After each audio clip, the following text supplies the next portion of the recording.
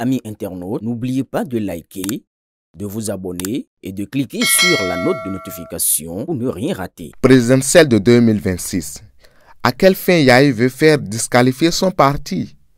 Contrairement aux jérémiades de l'opposition, accusation selon laquelle la rupture s'apprêterait à faire chipper des députés pour fracturer le socle de 28 parrainages, la réalité est tout autre. C'est plutôt le Manitou du parti Les Démocrates lui-même qui, voulant trop se jouer en chimiste légendaire, veut couler les chances de son parti. 28 parrainages, c'est trop juste pour ergoter sur ses assurances d'être dans les sardines blocks au regard du code électoral en vigueur en République du Bénin. Car il suffit juste d'un seul mécontentement pour que toutes les compositions du docteur Boni Yayi tombent à l'eau. Et c'est malheureusement ce que prépare le chef de l'opposition lui-même, sans même le savoir. En effet, le président Yayi refuse de reconnaître les exigences de la réelle politique de l'heure. À l'antipode des deux candidats qui peuvent incarner le consensus, le chimiste en chef de la combinaison du duo veut se masturber l'esprit pour régler des comptes. Monsieur Yayi, qui pense que la candidature démocrate devra être à 100% du septentrion, y croit si fermement qu'il ne compte pas y renoncer. Malheureusement pour lui, les vrais cadres politiques du parti sont focus sur l'objectif de l'alternance. Mais pour entamer l'armure de la rupture, il leur faudra plus qu'une question de sympathie, mais du réalisme politique.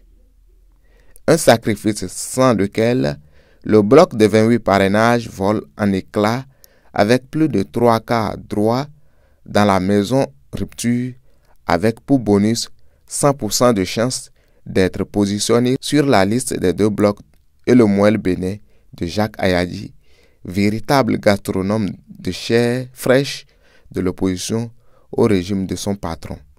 Mais au lieu de concentrer la réflexion sur la méthode pour éviter ce naufrage inévitable, certains jeunes excités et trop naïfs brandissent sur les réseaux sociaux le nom de Noureddine Sakasale comme une parfaite réplique au choix de la rupture. Mon peuple périt faute de connaissances, enseignent les saintes écritures. Sinon, c'est quoi cette bêtise juvénile, cette confusion des réseaux sociaux, de comparer Wadagne à Sakasale jusqu'à attribuer aux jeunes rebelles du parti LD un carnet d'adresses. Le sieur est au chômage depuis des années. Il n'a jamais pu se faire élire dans sa rue comme assistant du chef quartier et c'est lui que même des journalistes présentent sur la toile comme alternative crédible. En matière d'expérience dans les fonctions administratives, même aux connotations politiques, les 2 fois où le jeune s'est essayé à la chose, cela a fini par un fiasco dont le dernier a même emporté son employeur, le maire d'une ville à statut particulier de notre pays. Et c'est ce qu'une certaine jeunesse de l'opposition virtuelle sur TikTok, Facebook et WhatsApp brandit contre le génie, toutes catégories confondues, Romuald Wadagne. Cette opposition est totalement perdue. Les hommes de la rupture n'ont aucun effort à faire que de s'asseoir pour voir la citadelle LD s'effondre à la publication de la fabrication de Boni Yayi. Aboubakar Takou.